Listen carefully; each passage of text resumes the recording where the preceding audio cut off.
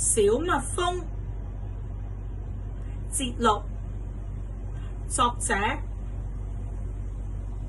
黃建國。小小蜜蜂辛勤工作，忙忙碌碌，疏穿花叢，沃土陽光，百花吐豔，尋花採蜜，從不放鬆。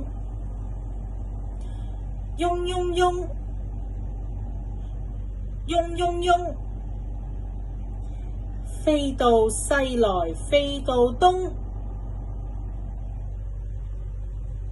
來來來，來來來，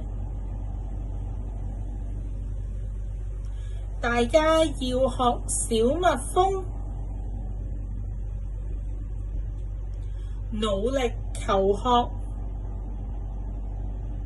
讀書用功，無負師長教誨，無負父母愛護。今日好兒童，明日主人翁。